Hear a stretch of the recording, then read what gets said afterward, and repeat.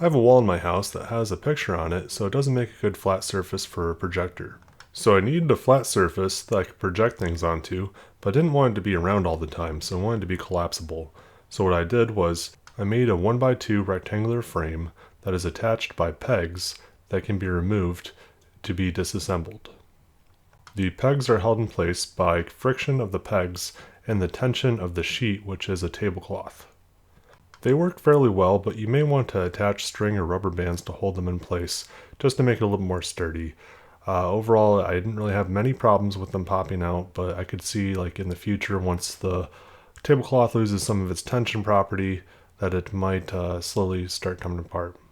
For the pegs, I used 1/2-inch dowel rod. Then for the holes, I just used a spade bit, and I kind of made a fixture, and I also kind of wiggled around for the loose connection to make it so it's a little bit bigger than the peg. Here you can see the left and right support is stapled to the sheet. It's important for this design to work, you must keep the sheet under tension while you're stapling. I did this by assembling the frame, then stapling one side, applying tension, then stapling the other side. You can use the right or left support to roll up the screen. Overall, the cost of this project was probably about $9 for the 1x2s, then the tablecloth was probably an additional $7, so we're talking probably about $16. At the beginning, you could see there's some loose ends on either side of the screen. This is just purely because I haven't cut them yet. I'm still kind of playing around with the idea. So after the screen is rolled up, you are just left with the top and bottom support, then a rolled up screen. The way I store this is by pushing it underneath the couch.